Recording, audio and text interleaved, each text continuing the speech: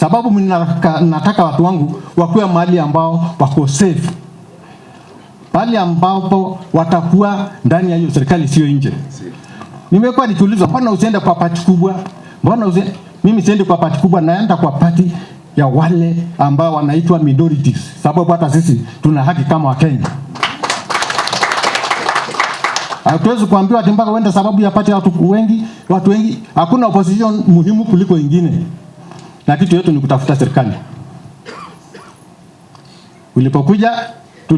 Tumeanza kitu inaitwa on your marks. Leo tumekuja kwako, leo tuko ile inaitwa nini? Get set. Sasa tutakuita Narok. Ndio sema sasa go. Tukwambie mbele ya jamii. Sababu sisi tutakwenda kuambia tumeangalia na bado tunaenda ni pali sawa. Nia yetu sisi ni kurudisha nchi mahali ambapo inatakiwa kuwa. Kuna pesa ya kutosha ya free primary na free day secondary education. Reducing capitation from 22,000 to 12,000 is atrocious. Sababu unahitaji hao wazazi walipe 9,000 kwa mtoto moja kwa day school. Itatoka wapi? Wakati tulikuwa kwa serikali na Mheshimiwa Uhuru Kenyatta tulilipa hiyo pesa. Na hiyo pesa ilienda wapi? Ni kuiba, imepiwa, ndio hiyo mandege mnaona inakimbishwa hapa kila mahali. Tumeteseka, na mimi ninapenda kuongea mambo ya siasa kwa upole na bila matusi. Kwa sababu hii ni kwa sababu ya maisha yetu. Wale wenzetu wa Kenya ambao walipata nafasi, notwithstanding how they got it, ya kuchukua decisions za kuongoza nchi yetu. Tuambiane tu kweli, kuna shida na inaonekana wazi. Na jamii hii ya Maasai, sisi zote tunaumia. Lakini honestly, you're born the greatest brand of the misadventures of this administration. Mashamba ni kunyakuliwa kila wakati. Hata wakati mwingine tulikuwa tunaongea na hao waheshimiwa wakati walifika hapa, tunahesabu, tunajiuliza. Ukichukua 6,000 hapa, 1,000 ziji huku, 4,000 huku. Sasa unataka kufanya namna gani dunia hii? Hao waende wapi? Wao wataenda wapi? Na haya ni mashamba ya watu, hao nayo wataenda wapi? Haya maneno, we should sometimes go beyond politics. Unaangalia haya maneno unashangaa, unafikiri watu labda wako na ugonjwa fulani wanahitaji kutafuta mtu wa kuwatibu. Inawezekanaje mtu unasumbua watu namna hiyo? Eti unataka unyakue kila kitu. Tumerudi sasa ile style ya ukoloni. Jana tulikuwa hapa na viongozi kutoka Kuria. Pale Uitembe wananchi wanafukuzwa kwa sababu watu fulani wanataka kuchukua shamba kiholela na mabavu kwa sababu kuna madini chini. Kwenu Narok hapa, mambo ambayo inafanyika ni ajabu kuanzia hapa Transmara. The reason why we are asking for an opportunity to lead the country is because we want to fix this nonsense. Hii mambo tumalize hii shida. Na hata hiyo maneno mnasema eti ya kuiba kura. Mheshimiwa Masikonde na wale vijana ambao mlisimama hapa, Bwana Lemei na wengine. Hii itakuwa kama ile style ya independence, struggle for independence. We are fighting or struggling against a barbaric, draconian, highly incompetent, punitive administration that is completely unpopular but determined to hang on to power. Kama wale wa koloni. Na haitakuwa a walk in the park.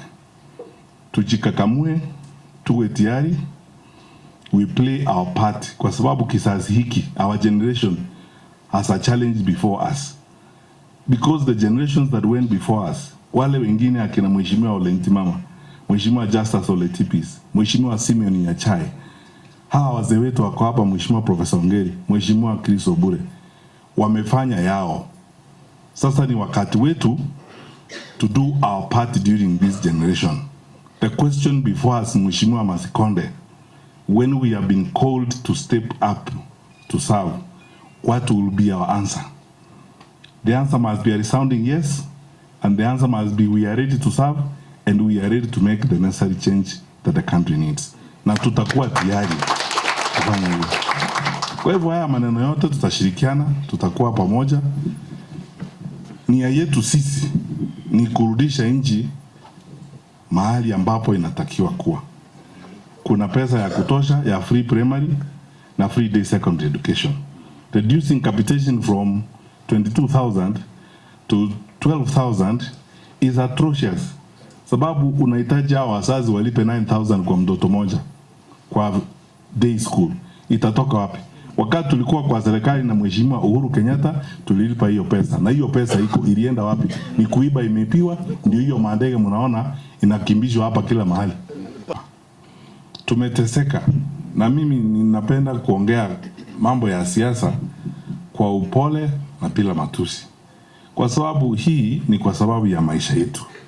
Wale wenzetu wa Kenya ambao walipata nafasi, notwithstanding how they got it, ya kuchukua decisions za kuongoza nchi yetu. Tuambiane tu kweli, kuna shida na inaonekana wazi. Na jamii hii ya Maasai, sisi zote tunaumia. Lakini honestly, you're born the brand, the greatest brand of the misadventures of this administration. Mashamba ni kunyakuliwa kila wakati. Hata wakati mwingine tulikuwa tunaongea na hao waheshimiwa wakati walifika hapa, tunahesabu, tunajiuliza. Ukichukua 6,000 hapa, 1,000 ziji huku, 4,000 huku. Sasa unataka kufanya namna gani dunia hii? Hao waende wapi? Wao wataenda wapi? Na haya ni mashamba ya watu, hao nayo wataenda wapi? Haya maneno, we should sometimes go beyond politics. Unaangalia haya maneno unashangaa, unafikiri watu labda wako na ugonjwa fulani wanahitaji kutafuta mtu wa kuwatibu. Inawezekanaje mtu unasumbua watu namna hiyo? Eti unataka unyakue kila kitu. Tumerudi sasa ile style ya ukoloni. Jana tulikuwa hapa na viongozi kutoka Kuria. Pale Uitembe wananchi wanafukuzwa kwa sababu watu fulani wanataka kuchukua shamba kiholela na mabavu kwa sababu kuna madini chini. Kwenu Narok hapa, mambo ambayo inafanyika ni ajabu kuanzia hapa Transmara. The reason why we are asking for an opportunity to lead the country is because we want to fix this nonsense. Hii mambo tumalize hii shida.